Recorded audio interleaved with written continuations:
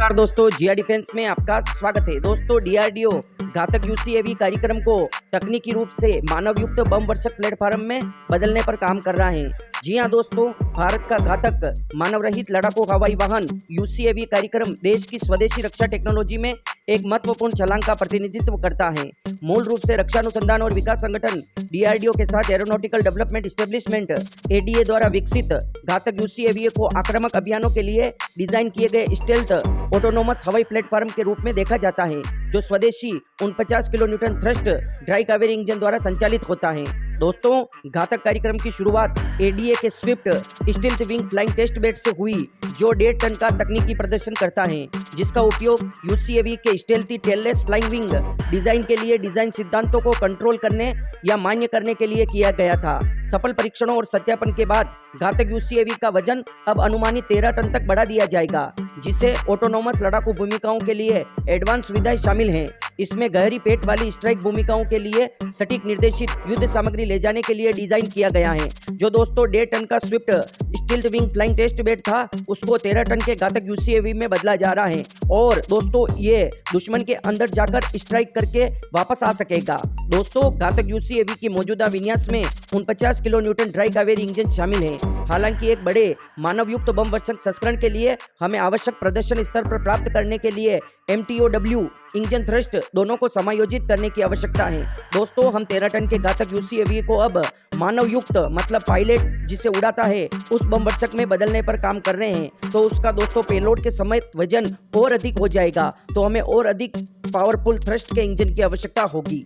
घातक यूसीएवी को मानव रहित 13 टन के प्लेटफॉर्म से मानव युक्त बम वर्षक में बदलने के लिए संरचनात्मक और अधिक ईंधन क्षमता, advance avionics, pilot control system और संभावित कवच की आवश्यकता होगी, जिससे इसका वजन काफी हद तक बढ़ जाएगा। इन कंपोनेंट को जोड़ने के बाद हम मौजूदा बम वर्षक डिजाइन और स्केलिंग सिद्धांतों के आधार पर मानव युक्त संस्करण के MTOW का अनुमान लगा सकते हैं। दोस्तों, इसको मानव युक्त बम वर्षक जब बनाया जाएगा तब इसमें एवियोनिक्स, पायलट कंट्रोल सिस्टम, अधिक ईंधन ले जाने की क्षमता, इसके अलावा दोस्तों इसमें कवच, स्टेल्थनेस सभी को बढ़ाने के कारण इसका वजन बढ़ जाएगा।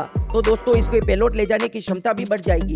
इस कारण दोस्तों इसको अधिक पावरफुल थ्रस्ट के इंजन की आवश्यकता होगी। मौजूदा घातक डिजाइन में फ्रंट सेंटर इनटेक की सुविधा है। बॉम्बर के लिए साइड इनटेक जैसा कि B2 स्पिरिट जैसे स्टील्थ विमान में देखा जाता है। बेहतर एयर फ्लो, कम रडार सिग्नेचर और कॉकपिट के साथ अनुकूलता के लिए बेहतर होगा।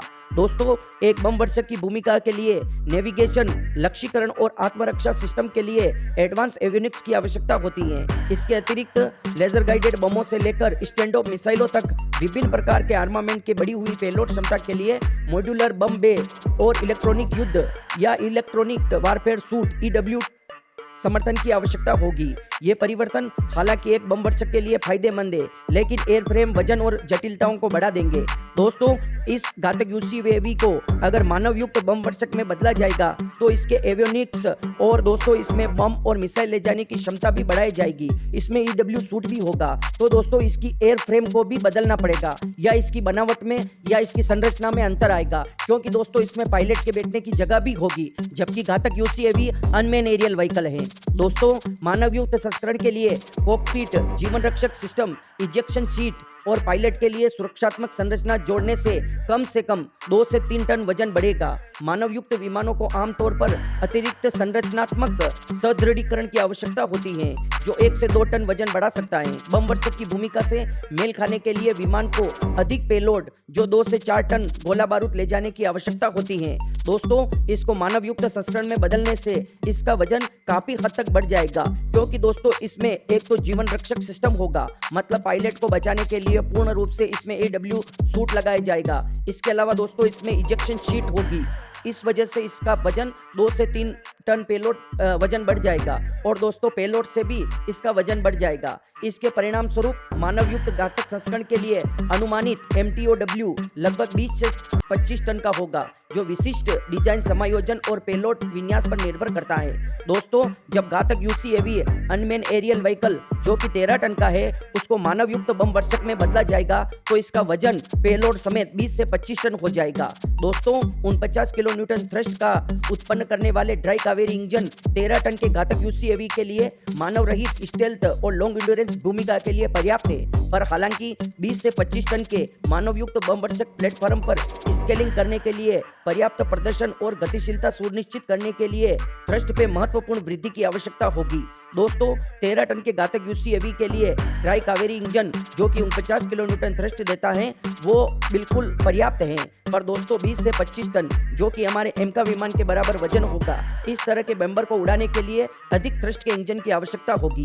एक सामान्य बमवर्षक विन्यास के लिए थ्रस्ट टू वेट रेशियो 0.3 से 0.5 तक होता है, जो पेलोड क्षमता को बनाए रखते हुए पर्याप्त लिफ्ट और रेंज और गतिशीलता की अनुमानित होता है। दोस्तों 25 टन के लिए या 25,000 किलोग्राम के लिए 73 kilo Newton thrust dry engine की आवश्यकता होगी। और दोस्तों पूर्ण पेलोड ले जाने के लिए अगर आफ्टर बर्नर समेत 110 या 120 किलो न्यूटन थ्रस्ट के इंजन की आवश्यकता होगी। मानव रहित संचालन के लिए डिजाइन किए गए घातक प्लेटफॉर्म को मानव युक्त संस्करण के लिए महत्वपूर्ण समायोजन की आवश्यकता होगी।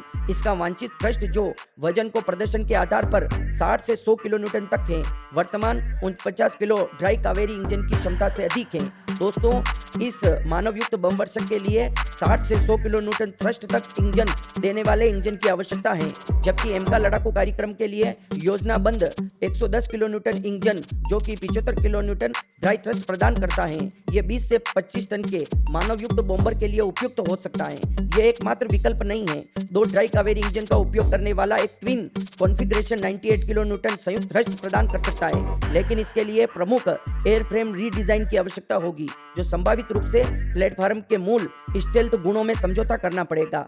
दोस्तों या तो हमारे को मानव युक्त बमवर्षक के लिए एमका विमान में उपयोग किए जाने वाले F414 या 110 किलो न्यूटन थ्रस्ट के इंजन की आवश्यकता होगी जो 75 किलो ड्राई थ्रस्ट प्रदान करता है, या दोस्तों उसी ड्राई कावेरी इंजन जो 49 किलो न्यूटन थ्रस्ट देता है उसके दो इंजन का उपयोग करना पड़ेगा। पर दोस्तों दो इंजन के उपयोग करने से उसकी संरचना में परिवर्तन करना पड़ेगा, मतलब बमवर्षक की संरचना में परिवर्तन करना पड़ेगा। इससे उसके स्टेल्थ गुणों पर भी प्रभाव पड़ेगा, मतलब स्टेल्थनेस कम हो जाएगा। दोस्तों एयरफ्रेम को चालक दल के आवास सदृढ़ संरचना और अतिरिक्त पेलोड के लिए व्यापक पुनः डिजाइन की आवश्यकता होगी, जिससे इसकी मूल स्टेल्थ क्षमताओं पर असर पड़ सकता है। घातक यूसीएवी को मानव युक्त बमवर्षक में बदलने की अवधारणा तकनीकी रूप से व्यवहार है, लेकिन इसके लिए काफी संशोधन की आवश्यकता होगी, जो विशेष रूप से एयरफ्रेम डिजाइन और प्रपल्शन में है। यदि 20 से 25 टन तक इसका वजन बढ़ाया जाता है तो इसके इष्टतम प्रदर्शन के लिए 60 से 100 किलो न्यूटन थ्रस्ट की आवश्यकता होगी, जो एक एडवांस या दोहरे इंजन वाले कावेरी समाधान की आवश्यकता का झुकाव देता है। हालांकि यह दृष्टिकोण अंततः एक कॉम्पैक्ट स्टेल्थी बॉम्बर की ओर ले जा सकता है, लेकिन उच्च विकास लागत और संरचनात्मक समायोजन की आवश्यकता इसे भारत की एरोस्पेस महत्वाकांक्षा के लिए एक चुनौतीपूर्ण लेकिन रणनीतिक रूप से आशाजनक प्रयास बनाती है। दोस्तों अगर इस तरह का बमवर्षक बनाया गया तो भारत चाइना और पाकिस्तान की तरफ से आने वाले ट्रूप फ्रंट वार के खतरे को आसानी से बेअसर कर सकता है। भारत अपने एमका विमान के लिए और भी इंजन की तलाश कर रहा है। ऐसा नहीं कि तेजस MK2 के लिए जो F414 इंजन है वो दोस्तों ट्रम्प सरकार आने के बाद उसमें गति मिली है और जल्द से जल्द अमेरिका की तरफ से 80% टेक्नोलॉजी ट्रांसफर के साथ F414 इंजन को भारत में बनाया जाएगा दोस्तों। या फिर हमारे एमका विमान के लिए साफरान के साथ डील की जाती है तो 130 किलो न्यूटन थ्रस्ट के इंजन बनाने के लिए फ्रांस की साफरान तैयार है। तो दोस्तों हमारे पास दो नहीं तीन विकल्प हैं। या तो हम दोस्तों ड्राई कावेरी इंजन के दो इंजन का उपयोग करके बमवर्षक को बनाएं, पर उसकी संरचना में परिवर्तन करना होगा, या बिना संरचना में परिवर्तन किए हुए हम F414 इंजन का उपयोग करके उसका परीक्षण कर सकते हैं। अगर परीक्षण सफलतापूर्वक रहता है तो हमारे को अलग से किसी इंजन की आवश्यकता नहीं होगी। तो दोस्तों अब हमारे पास एक ही तरह के अलग अलग वजन वाले 3 बमवर्षक या 3 ड्रोन होंगे दोस्तों। एक जो 1.5 टन का स्विफ्ट होगा जिसकी उड़ान 1 साल पहले DRDO कर चुका है और वो भी सफलतापूर्वक। दूसरा दोस्तों 13 टन का घातक UCAV बनाया जा रहा है, वो भी दोस्तों अनमैन एरियल व्हीकल होगा। वो दुश्मनों के इलाकों में अंदर जाके डीप स्ट्राइक करके आसानी से बाहर वापस आ सकता है।